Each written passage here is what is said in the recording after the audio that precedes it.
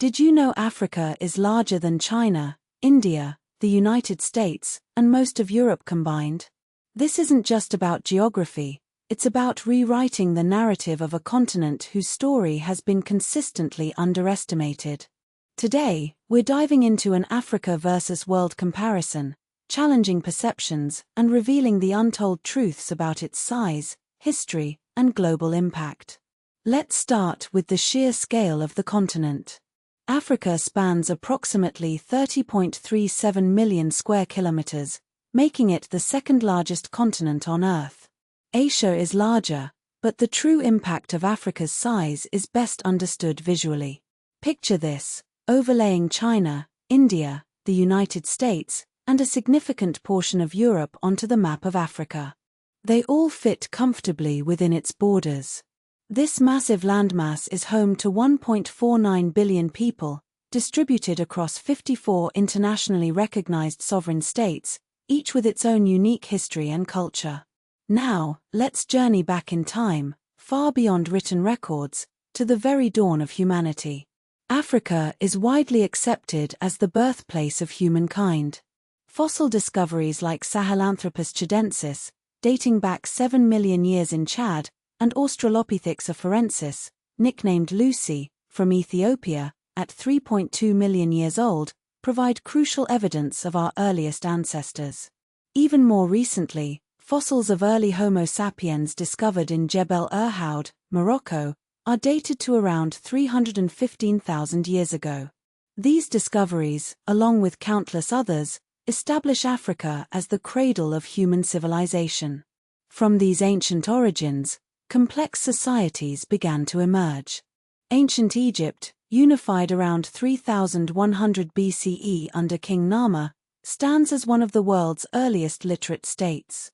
The Old Kingdom, Middle Kingdom, and New Kingdom saw the construction of monumental pyramids, the development of hieroglyphic writing, and the rise of powerful pharaohs who shaped the course of history.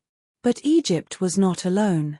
To the south, the Kingdom of Kush, located in present-day Sudan, rivaled Egypt in power and influence. Kushite kings even ruled Egypt as the 25th dynasty from 744 to 656 BCE, leaving behind impressive archaeological sites like Napata and Meroe. Moving westward across North Africa, we encounter Carthage, founded by Phoenician settlers around 814 BCE in modern-day Tunisia. Carthage rose to become a major maritime power, challenging Rome's dominance in the Mediterranean. The Punic Wars, a series of conflicts between Carthage and Rome, shaped the course of Western civilization, ultimately leading to Carthage's destruction in 146 BCE. Further south, in the Horn of Africa, the Kingdom of Axum flourished from the 1st to the 7th centuries CE. Centered in present-day Ethiopia and Eritrea, Axum adopted Christianity under King Ezana in the 4th century CE and established itself as a major Red Sea power, issuing its own coinage and engaging in extensive trade. West Africa also saw the rise of powerful empires. The Ghana Empire, flourishing from around 300 to 1200 CE, controlled the trans-Saharan trade in gold and salt, amassing great wealth and influence. The Mali Empire, founded in the 13th century by Sundiata Keita, reached its zenith under Mansa Musa in the 14th century. Mansa Musa's pilgrimage to Mecca in 1324, legendary for the sheer scale of gold distributed, showcased the empire's wealth and sophistication to the world. The Songhai Empire, rising in the 15th century, continued this legacy, with centers of learning like Gao, Timbuktu, and Jen becoming renowned for their scholarship and culture. Africa was never isolated. It was a central hub in global trade networks. The Trans-Saharan trade, the Indian Ocean trade, the Red Sea trade, and the Mediterranean trade all connected Africa to the wider world. The Swahili coast, with its vibrant city-states like Kilwa, Mombasa, Zanzibar, Sofala, and Malindi, linked Africa to Arabia, Persia, India, and later, China. African exports included gold, ivory, enslaved people, salt, iron, copper, textiles, gum arabic, and spices. The Atlantic slave trade, beginning in the 15th century and accelerating in the 16th to 19th centuries, remains a dark chapter in human history. Roughly 12.5 million Africans were embarked in this forced migration, with about 10.7 million surviving the Middle Passage to the Americas. The Berlin Conference of 1884–1885 formalized the scramble for Africa, leading to the colonization of the continent by European powers. Britain, France, Belgium, Germany, Portugal, Italy, and Spain divided Africa among themselves, imposing their rule and exploiting its resources. Despite this, Ethiopia remained largely independent after defeating Italy at the Battle of Adwa in 1896, and Liberia, though heavily influenced by the United States, maintained formal independence. The decolonization wave swept across Africa in the 1950s, 60s, and 70s.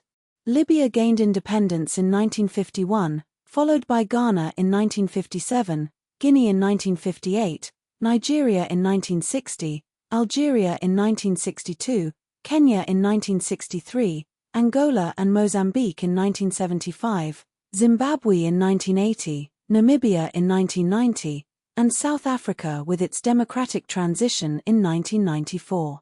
The year 1960, known as the Year of Africa, saw 17 African countries gain independence, marking a pivotal moment in the continent's history. But beyond these well-known events, many lesser-known details paint a more nuanced picture of Africa.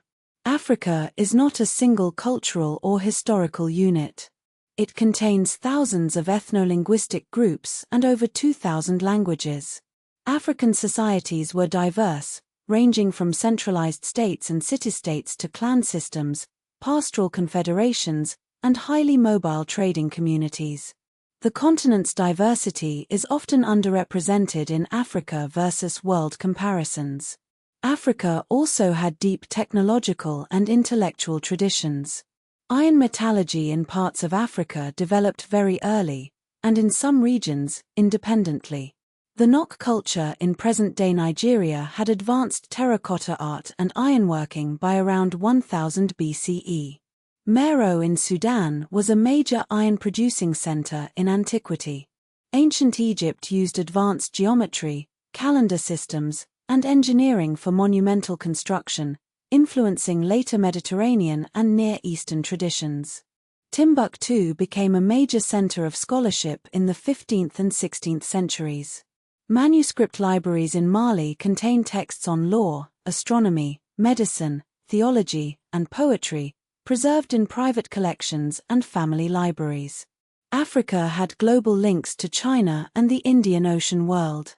The Kilwa Chronicle and archaeological findings show East Africa integrated into Indian Ocean trade for centuries. At Jeddi and Kilwa Kisiwani, imports from China and the Islamic world have been found, including Chinese ceramics. The famous Chinese Admiral Zheng He reached the East African coast in the 15th century, with Chinese records describing diplomatic missions to Mogadishu, Malindi, and nearby ports. And let's not forget that some African states fought and defeated European powers. Ethiopia's victory at Adwa in 1896 was one of the most important anti-colonial military defeats inflicted on a European power in the 19th century. The Zulu kingdom under Shaka Senzangakona reorganized warfare and state power in southern Africa in the early 19th century. Africa's history is a complex and multifaceted story, one that challenges simplistic narratives and reveals the continent's true significance in world history. From its vast size and ancient origins to its diverse cultures and global connections, Africa's story is one of resilience, innovation, and enduring influence. It's a story that deserves to be told, understood, and celebrated.